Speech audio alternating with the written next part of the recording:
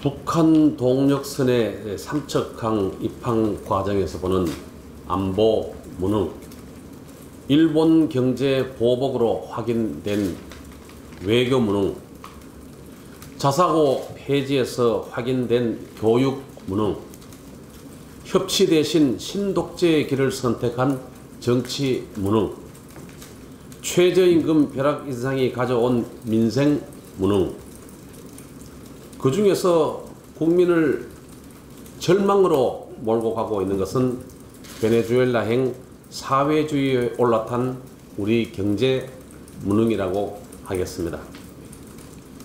문재인 정권의 지금까지의 모든 과정을 보면서 국민들은 이게 정책 전환이 아니고 체제 전환을 시도하고 있구나 하고 우려하고 있습니다. 이 가운데 가장 큰 부작용은 제일 먼저 일자리 참사와 투자 붕괴에서 확인되고 있습니다. 금년도 1월부터 6월까지의 고용 동향을 전부 합해서 분석해 보니까 총 늘어난 게 20만 7천 개가 늘어났습니다. 그런데 그 중에서 놀라운 거는요, 99.4%가 65세 이상 연령을 가진 분들에서 일어났습니다. 나라가 세금으로 일자리를 만들어 주면서 어르신들 이 자리에서 이런 일을 하십시오 정해주는 전형적인 사회주의식 고용 형태가 바로 이 땅 자유 대한민국에서 벌어지고 있는 것입니다. 이 같은 현상은 왜 일어나느냐? 고용 분식 통계 왜곡을 용인하는 정부의 기준에서 출발하고 있습니다.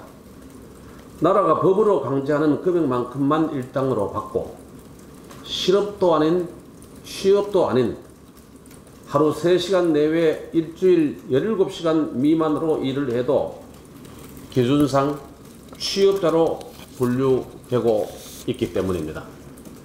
이런 초단시간 일자리가 상반기에만 27만 개 가까이 늘어났습니다. 전체 일자리 증가 20만 7천 명보다 7만 개가 많은 숫자입니다. 그래서 결국은 세금을 내는 민간 일자리 7만 개 늘어날 때 세금을 쓰는 공공 일자리는 그 2배인 14만 개가 늘어났다는 결과입니다.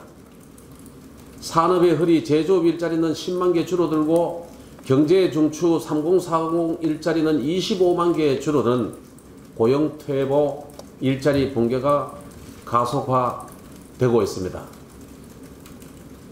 금년 1월부터 6월까지 통계입니다. 기업의 투자도 전대미문의 붕괴가 가속화되고 있습니다.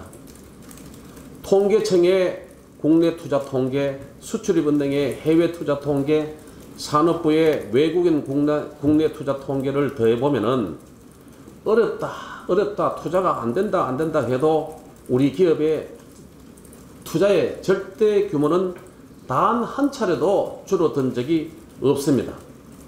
지난해 2018년에도 국내 투자는 마이너스 2조 원, 마이너스 2% 줄어들었지만은 해외 투자는 4조 원, 9% 정도가 늘면서 전체로는 2017년 투자 수준을 유지했습니다.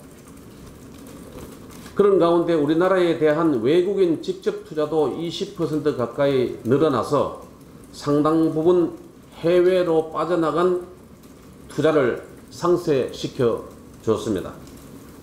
그런데 문제는 금년부터 시작되고 있습니다.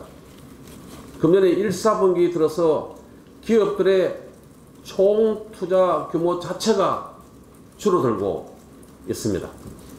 특히 해외 투자는 52% 늘어났습니다. 국내 투자는 9% 넘게 줄어들면서 총 투자 자체가 2% 정도 꼬꾸라졌습니다. 외국인의 직접 투자도 30% 넘게 떨어졌습니다. IMF 외환 위기 이후 처음 있는 일입니다. 코리아 엑소더스, 한국 탈출, 기업들의 해외 탈출을 막고 해외 진출 기업의 유턴 대책을 세워야 될 필요성이 있다는 것을 웅변하고 있는 통계입니다. 오늘 자유한국당의 대표의 결단으로 여야 5당 청와대 회담이 성사되고 있게 됩니다.